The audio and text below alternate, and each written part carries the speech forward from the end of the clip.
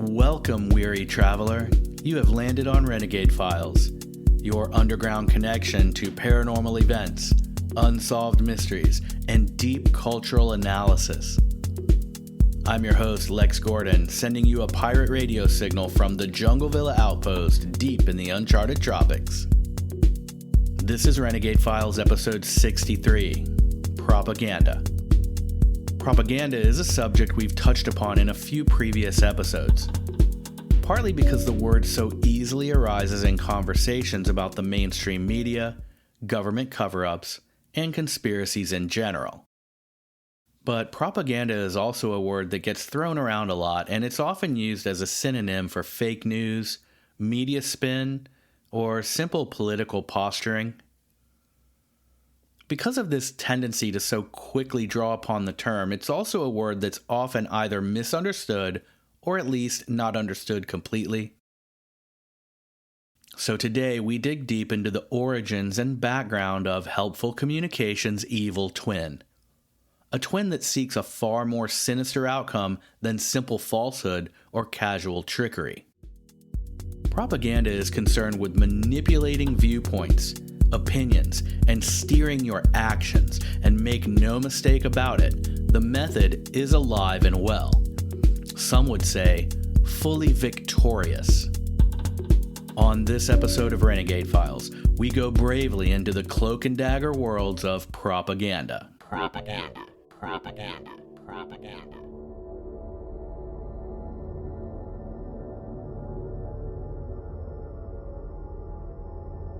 Part 1. Definitions and History. A simple definition of propaganda comes to us from Britannica, which tells us that propaganda is the dissemination of information, facts, arguments, rumors, half-truths, or lies to influence public opinion. It is often conveyed through mass media in a systematic effort to manipulate other people's beliefs, attitudes, or actions. Deliberateness and an emphasis on manipulation distinguish propaganda from casual conversation or the free and easy exchange of ideas. Propagandists have a specific goal or set of goals. To achieve these, they deliberately select facts, arguments, and displays of symbols and present them in ways they think will have the most effect. To maximize effect, they omit or distort pertinent facts, or simply lie, and they may try to divert attention from everything but their own propaganda. So that's basically it, and that's essentially word for word the definition of propaganda from Britannica. Propaganda is delivering information from selective to persuasive to false, often through mass media, to deliberately influence opinion, manipulate beliefs, and direct action. This is not fiction. This happens every day. Propaganda differs from true education in that education seeks to present various sides of an issue. Educators explain both the reasons for believing as well as the reasons for doubting the information being taught. Education aims to help the audience collect and evaluate evidence for themselves and assists them in learning the techniques for doing so. It must be noted, however, that some propagandists may look upon themselves as educators and may believe that they are uttering the purest truth, that they are emphasizing or distorting certain aspects of the truth only to make a valid message more persuasive. They may also believe the courses of action they recommend are in fact the best actions the audience could take. We see this in the passionate deliveries of deeply religious believers. Do this and heaven will be your reward.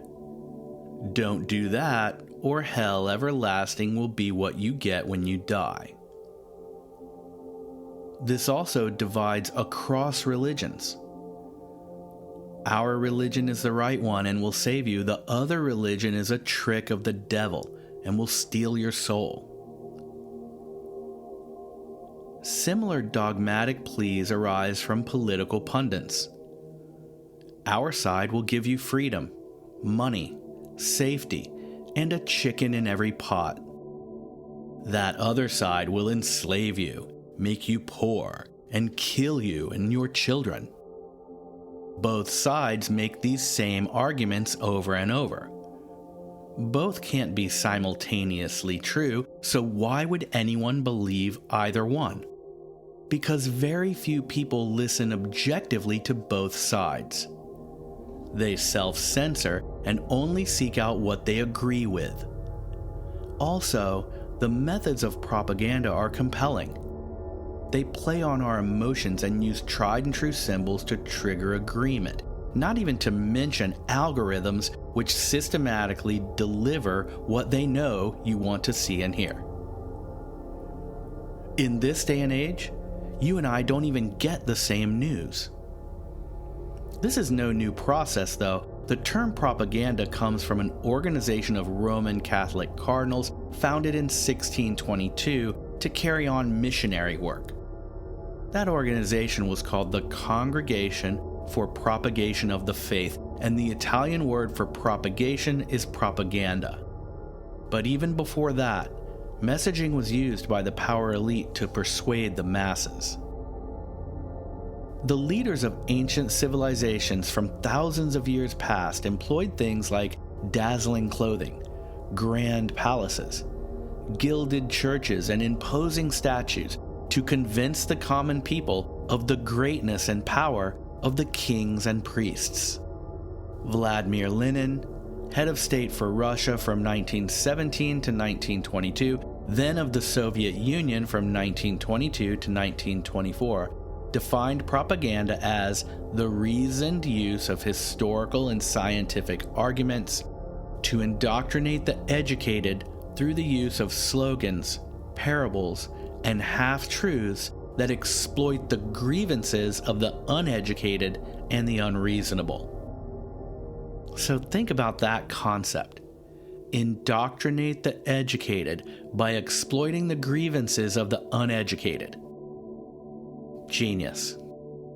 And I can say that Lenin was a genius without agreeing with everything that he did, right? So historically, we see propaganda used to influence the opinions and actions of the masses from ancient times right up to the present day. Propaganda often takes the form of short, catchy messages or symbols that evoke emotional responses.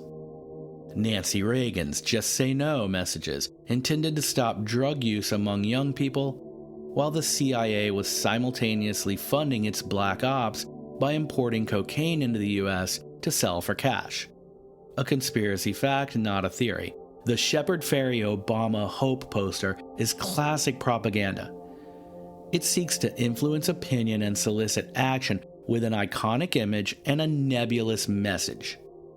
The word hope means 100 things to 100 people. So you can fill in your own hopes there, and the image sticks in your mind because it's bold and primary and minimal. But little campaigns like these barely scratch the propaganda surface, and the ideas of ancient pharaohs and communist dictators are just a starting point for the propaganda machines that we have today. So, let's dig deeper. Part 2. Edward Bernays, Propaganda's OG. Edward Bernays, and that's Bernays, so not the guy who invented the sauce, was of German descent and born in Vienna in 1891. He was the father of public relations and an expert in propaganda. His family moved to New York City in the 1890s, and Bernays eventually graduated from Cornell. He was the nephew of psychoanalyst Sigmund Freud, and he lived to be 103 years old. Two of his most popular books are Crystallizing Public Opinion, published in 1923, and Propaganda, published in 1928. Edward Bernays defined the concept and created the field of public relations by describing the masses as irrational and subject to herd instinct, then outlining how a skilled practitioner could use crowd psychology to control them in desired ways. He also wrote the book Public Relations in 1945, which explained the science of managing information released to the public by an organization in the ways that are most beneficial to that organization. He had a number of jobs before being hired by Woodrow Wilson's Committee on Public Information, which was an organization set up to generate public support for World War I. It was at this time that Bernays coined the phrase psychological warfare.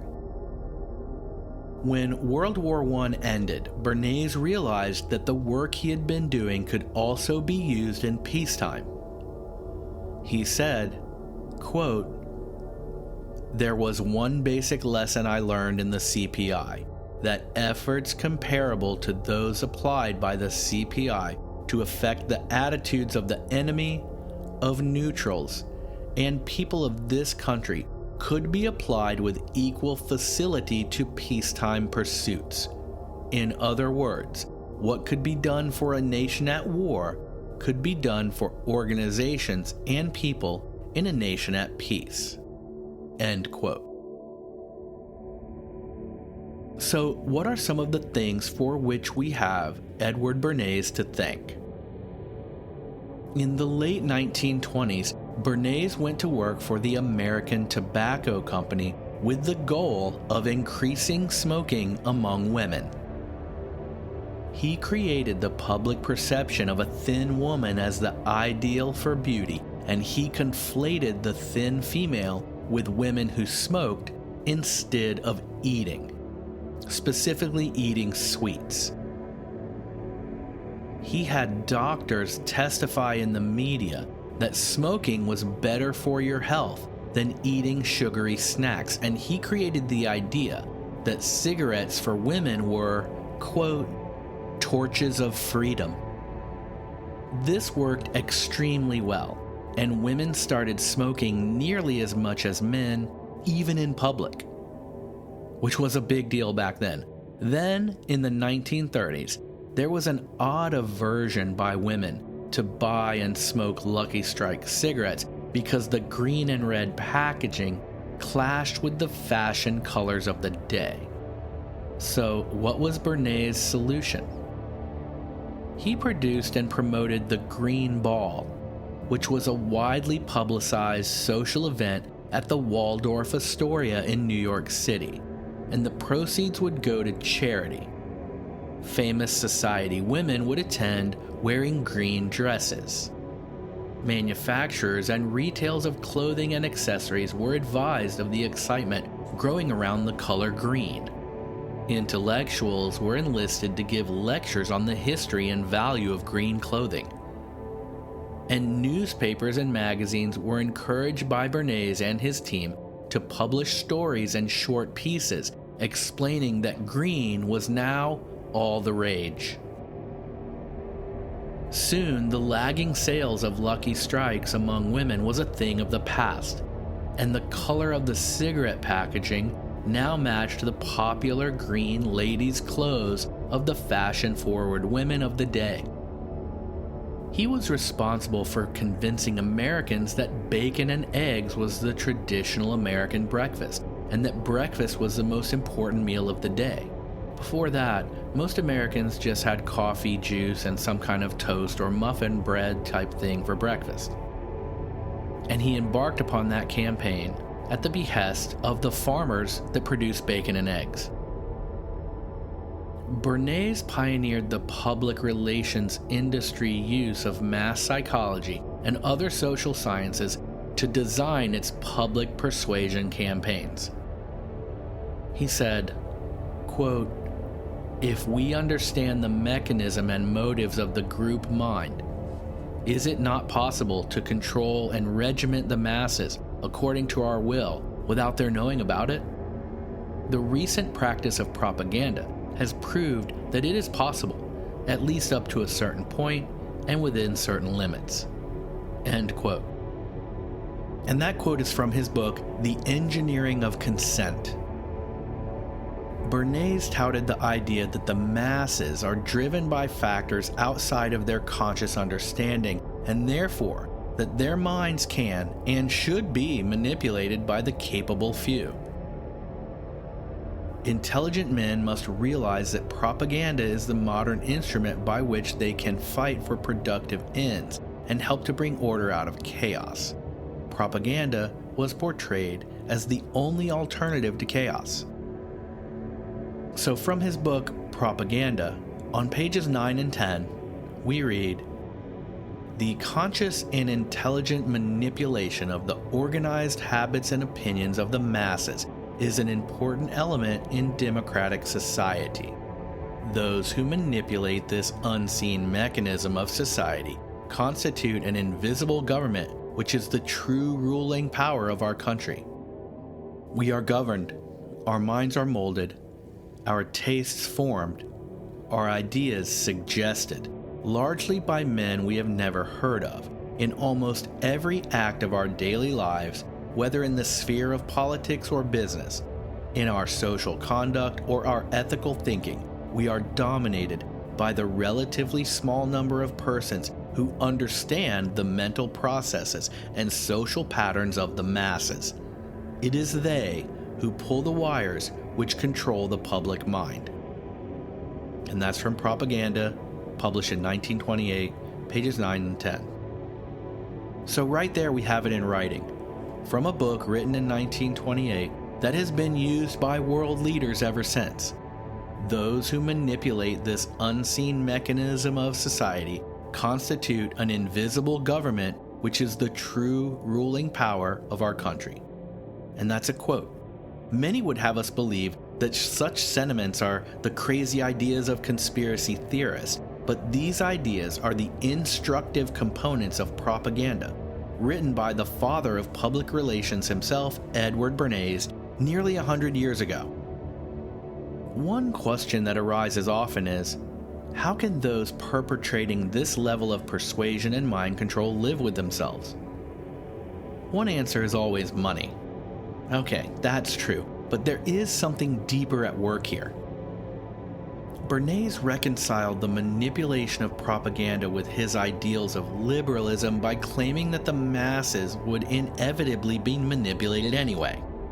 So it was the duty of the good propagandists to compete with the evil ones, and they could do so without suffering any moral cost, without accumulating any bad karma, so to speak. In his view, quote, "The minority which uses this power is increasingly intelligent and works more and more on behalf of ideas that are socially constructive." End quote. So this is how we get the talking heads, knowledgeable of their spin and half-truths, but able to do so day after day. They believe they are on the right side, so to speak. They know what's best for you because they're part of the educated elite. They're working on the side of ideas that are socially constructive. They're smart enough to get a multi-million-dollar gig on TV, so obviously their superiority must be self-evident. They're the newscasters, the movie stars, and the celebrities. Trust them. Part 3. Modern examples. From a story on HistoryToday.com entitled Edward Bernays, the Original Influencer, we read, in October 1990 on Capitol Hill, a 15-year-old Kuwaiti girl named Naraya stated in public, at a hearing of the Congressional Human Rights Caucus, that, while volunteering in a Kuwaiti hospital, she saw Iraqi soldiers take babies out of their incubators, leaving them on the cold floor to die. More than 700 TV stations broadcast the appearance of Nurse Naraya. This shocked the U.S. public and finally convinced it to take military action against Saddam Hussein in Iraq, or convinced it to agree with that action. 3 months later, Operation Desert Storm began. There was only one problem. The incubator story was not true, and the 15-year-old nurse turned out to be the daughter of the Kuwaiti ambassador to the US. This, however, did not come out until after the war was over, when in January 1992, it became known that the New York PR firm Hill & Knowlton was behind that story. Hill & Knowlton's client was the front group Citizens for a Free Kuwait, an organization funded by the Kuwaiti government in exile. It wanted to convince the US public to strike against Iraq, and it did so. Okay, that's it from the History Today article. This is an absolute example of the Bernays engineering of consent methodology being used in the modern day. So I have had people legitimately ask me 2 questions about the fake news spin of agenda-driven news cycle we get from the mainstream media news stations, TV, movie, celebrity remarks, and all of it together. The first question is, why would they lie? And the second question is, how could they ever deliver the same propaganda messages? The answer to both questions can be found in the mechanism of information filters that combine in a Bernays-type creation of ideas and opinions. This is what Noam Chomsky calls manufacturing consent, and it is the large bureaucratic machine of Bernays' engineering of consent method. Modern instances of this abound in the mainstream media. In his book, Manufacturing Consent, Noam Chomsky tells us that propaganda is often the result of information that passes through large media organizations being subject to 5 main filters. 1. The size, concentrated ownership, owner wealth, and profit orientation of the dominant mass media firms. 2. Advertising as the primary income source of the mass media. 3. The reliance of the media on information provided by government, business, and experts funded and approved by these primary sources and agents of power. 4. Flack as a means of disciplining the media, so negative feedback or restriction of future information. And 5. Anti-communism as a national religion and control mechanism. The anti-communism as a national religion filter may have been more true in 1988 when that book was written, and now that mechanism may be closer to anti-free market as a national religion. Those elements interact with and reinforce one another. The raw material of news must pass through successive filters, leaving only the cleansed residue fit to print. They fix the premises of discourse and interpretation and the definition of what is newsworthy in the first place, and they explain the basis and operations of what amount to propaganda campaigns. The first filter is self-explanatory. We all know that very few companies own all of the large media properties, and that the people who run one company sit on the boards of directors of another company. They all are essentially moving in the same direction because a small number of people control all of them. Advertising influences the content of the large media businesses because that's where the cash comes from. And if the large companies who advertise dislike the messaging, they pull out and no mo money. The result of the filters are obvious enough, but I want to go a bit deeper into number 3. The reliance of the media on information provided by government, businesses, and experts. So once again, from Mr. Chomsky's book. The mass media are drawn into a symbiotic relationship with powerful sources of information by reciprocity of interest. The media needs a steady, reliable flow of the raw material of news. They have daily news demands and imperative news schedules that they must meet. They cannot afford to have reporters and cameras at all places where important stories may break. Economics dictates that they concentrate their resources where significant news often occurs, where important rumors and leaks abound, and where regular press conferences are held.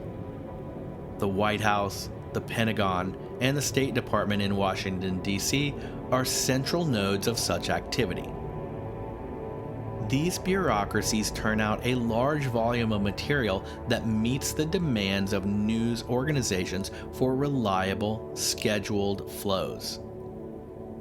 Government and corporate sources also have the great merit of being recognizable and credible by their status and prestige. This is important to the mass media. News workers are predisposed to treat bureaucratic accounts as factual because news personnel participate in upholding a normative order of authorized knowers in the society. A news worker will recognize an official's claim to knowledge not merely as a claim, but as a credible, competent piece of knowledge. This amounts to a moral division of labor. Officials have and give the facts. Reporters merely get them. And this is still from Chomsky's book. Another reason for the heavy weight given to the official sources is that the mass media claim to be objective dispensers of the news, partly to maintain the image of objectivity, but also to protect themselves from criticism of bias and the threat of libel suits. They need material that can be portrayed as presumptively accurate. This is also partly a matter of cost. Taking information from sources that may be presumed credible reduces investigative expense, whereas material from sources that are not prima facie credible or that will elicit criticism and threats requires careful checking and costly research. The magnitude of the public information operations of large government and corporate bureaucracies that constitute the primary news sources is vast and ensures a special access to the media. And that's the end of the text from Chomsky for now. So this is where we get the term access media. Not just anyone can put their news story onto ABC or CNN or any of the other big media networks. And the filters become the gatekeepers of the information we receive. This system of filters constitutes a self-pollinating machine of automatic propaganda because the official narratives are the only stories that have access or are even considered newsworthy, and as such are the only stories that ever get through to the consumers. So, no one organization generates the propaganda fed to us through the large media organizations. No one person comes up with an idea, then sends it to the masses through the movies and the news. But the homogeneous messages of the power elite do become official news nonetheless. It's fascinating. Part 4. Operation Mockingbird. We mentioned Operation Mockingbird when we touched on the Church Committee in the MK Ultra episode because part of what the Church Committee discovered was that the CIA was up to a long list of hijinks through the MK Ultra program. But along the way, they also uncovered evidence of the CIA's control and manipulation of the American media and of the entertainment industries through the persuasion of key public figures within those institutions. This overt control is known as Operation Mockingbird. Unlike propaganda in general, Operation Mockingbird is something that remains unknown to many. But if you try to look into it, there's very little about it on the surface. So, the big search engine results, not much there. The gist of it is that during the Cold War, the U.S. intelligence agencies allegedly created Operation Mockingbird to influence domestic and international opinion that favored the policies and actions of the U.S. abroad. The first reference to Operation Mockingbird was in 1967, when it was discovered that the CIA was behind at least parts of the National Students Association. The National Students Association, ironically known as the NSA, was a confederation of college and university student governments that was in operation from 1947 to 1978. Interestingly enough, that time period is the genesis of the modern American UFO phenomenon. The National Student Association held annual national conferences attended by student leaders, especially student body presidents from their respective student governments. From the early 1960s, the NSA played a significant role in the student activism movement, advocating for a student-centric vision within American universities, and numerous students were introduced to civil rights and anti-war movements through the NSA events. In the early 1960s, the National Student Association housed the United States Student Press Association and its news agency, known as Collegiate Press Service. From the 1950s until 1967, the international program of the NSA and some of its domestic activities were underwritten by clandestine funding from the Central Intelligence Agency. I first heard about the CIA's involvement with the National Student Association on Those Conspiracy Guys podcast, episode on Operation Mockingbird. And on that episode, Gordo is joined by Edwin Salmon and Emmett Quinn, and the boys go deep in that classic, nearly 6-hour episode. I listened to it a few times, and I'm sure some of the other ideas in this episode came from there too, but I also did hours of other research, and honestly, it all blurs after a while, but I wanted to give credit to Those Conspiracy Guys because they rock. I'll link to their Operation Mockingbird episode in the show notes so you can check it out. Cheers, Gordo. So the CIA was financing the National Students Association, which was busy organizing activism on college campuses across the country throughout the peak of the Cold War. This finds its way into propaganda because the National Students Association also published their own newspapers, and the leading members often became spokespeople for activist movements and appeared as such on radio and local TV shows. At the same time, the CIA fully infiltrated domestic media, newspapers, radio, TV, and feature films. They bribed, blackmailed, and otherwise influenced the prominent media figures to disseminate the opinions and positions cultivated by the CIA. So before we move on, I want to clear up one point here. The name Operation Mockingbird, unlike MKUltra, has never been proven through official CIA documents. It's the name given to a suspected large-scale operation of CIA infiltration designed to influence opinion through controlling leading figures in the mass media. Operation Mockingbird should not be confused with Project Mockingbird, which was a confirmed wiretapping operation initiated by John F. Kennedy to identify the sources of government leaks by eavesdropping on the communication of journalists. In addition to funding and no doubt steering the National Students Association in the Cold War, the CIA also had a record of other nefarious activity. In his book, Deadly Deceits, My 25 Years in the CIA, author Ralph McGee, a former CIA officer, stated that the CIA often placed news stories anonymously in news publications to spread false ideas favorable to CIA goals. Stories that CIA planted might be picked up and further spread by additional newspapers and other third parties in a slightly altered form, or even picked up as news and then rewritten by a journalist. McGee also tells about a CIA effort to fabricate the belief that North Vietnam was supporting the Viet Cong in the Vietnam War.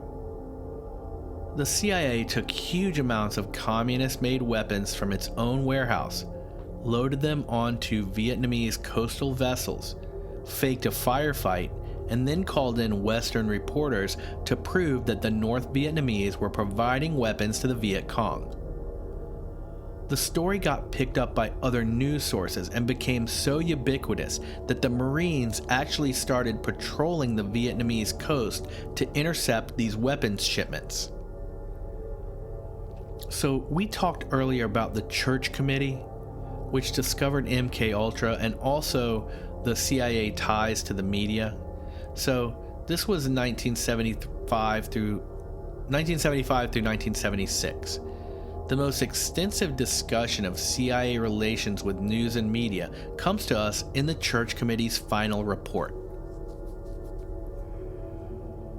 The report concluded that the CIA currently maintains a network of several hundred foreign individuals around the world who provide intelligence for the CIA and at times attempt to influence opinion through the use of covert propaganda. These influences provide the CIA with direct access to a large number of newspapers and periodicals, scores of press services and news agencies, radio and TV stations, commercial book publishers, and other foreign media outlets. Approximately 50 CIA assets are individual American journalists or employees of U.S. media organizations, and this is from the Church Committee report. Of these, fewer than half are accredited by the U.S. media organizations. The remaining individuals are non-accredited freelance contributors and media representatives abroad. More than a dozen United States news organizations and commercial publishing houses provided cover for CIA agents abroad. A few of these organizations were unaware that they provided this cover. So, for as much as the Church Committee is credited with exposing the CIA ties and influences on the media, both foreign and domestic, journalist Carl Bernstein, who is one half of the Woodward and Bernstein team who broke the Watergate story, so not exactly a lightweight, but in an October 1977 article in Rolling Stone, Bernstein said the Church Committee report actually covered up many of the CIA relations with the news media, and he named a number of journalists and organizations who worked with the CIA according to the research that he did. From page 2 of his Rolling Stone article, we read, "Among those major media whose top executives lent cooperation to the CIA were CBS, ABC, NBC, the Associated Press, United Press International, Newsweek, Time, the New York Times, Mutual Broadcasting System, Reuters, Copley News Service, and the Hearst newspapers, among others. The agency's relationship with the New York Times was by far its most valuable among newspapers, according to CIA officials. Bernstein reports that the Times provided press credentials to approximately 10 undercover CIA employees with the full approval of the late publisher Arthur Hayes Sulzberger.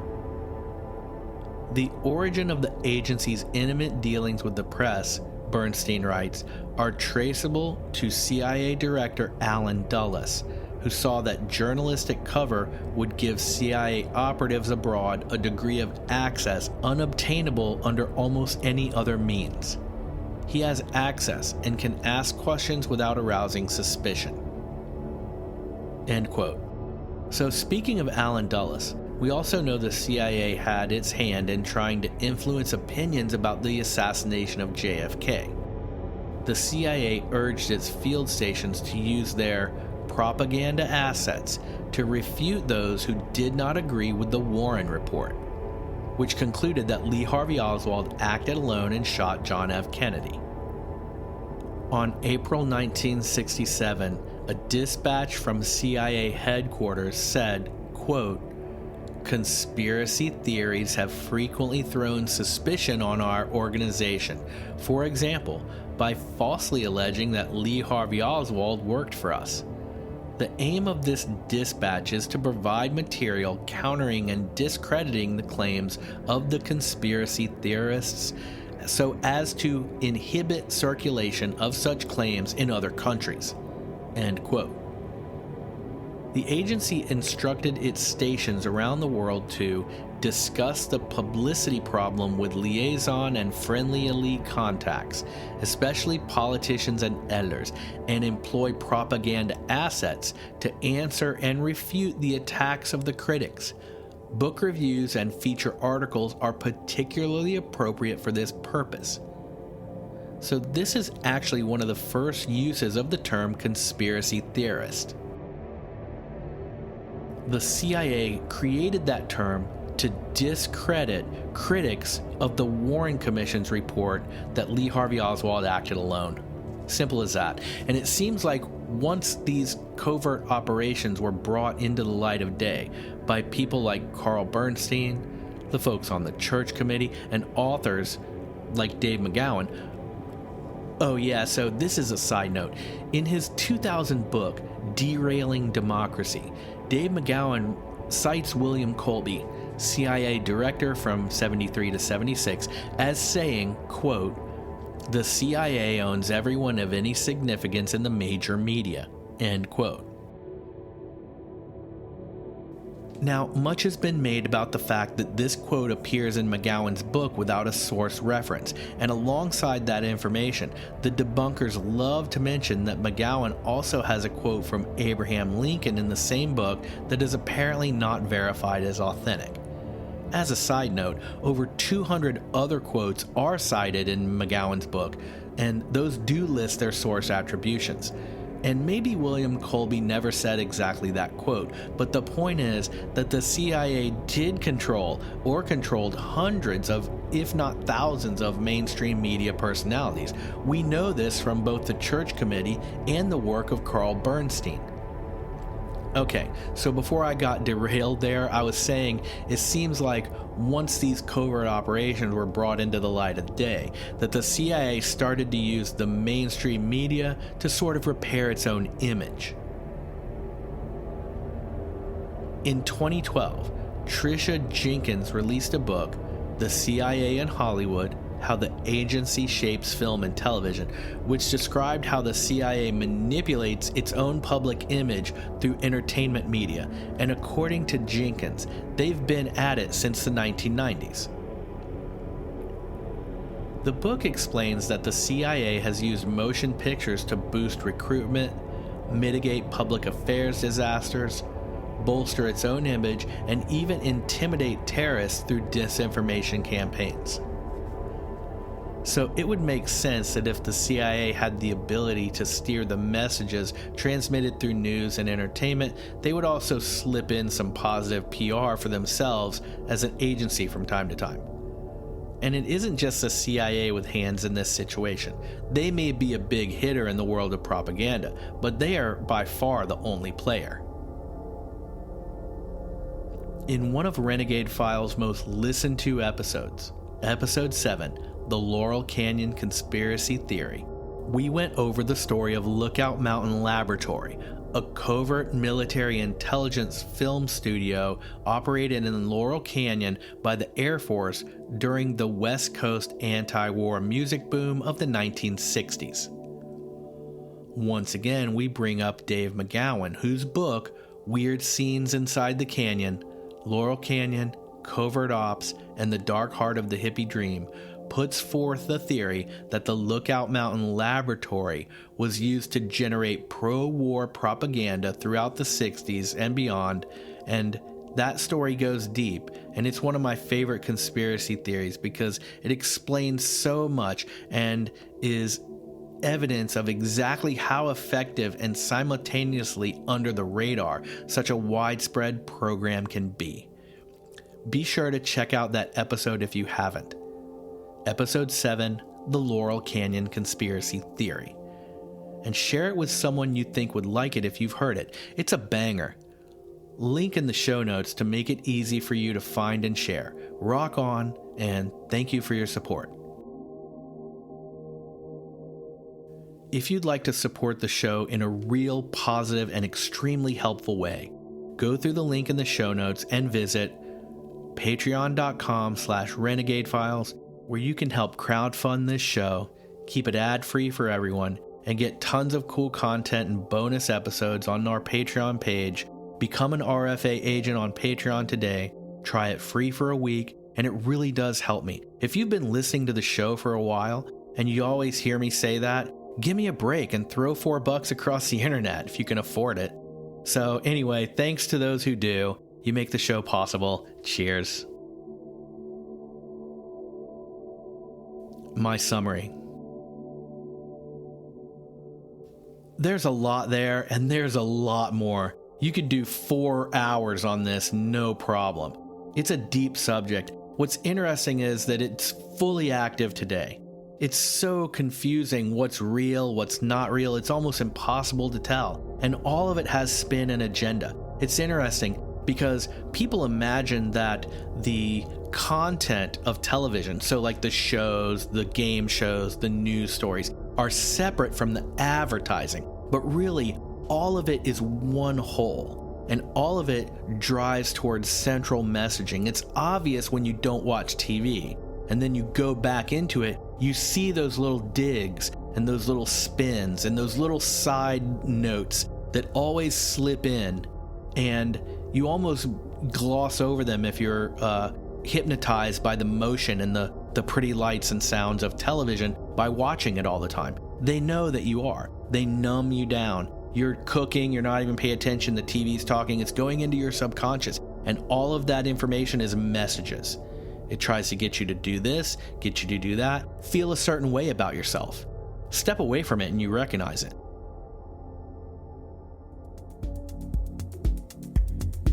Thank you so much for diving into this subject with me today. I am so glad to have you as part of the Renegade Files crew. Subscribe or follow the show now, so together we can meet here next time and go over the deepest covert stories where logic clashes with the official narrative, or just where something is weird and cool. I'm your host, Lex Gordon. Stay wild, Wolverine child.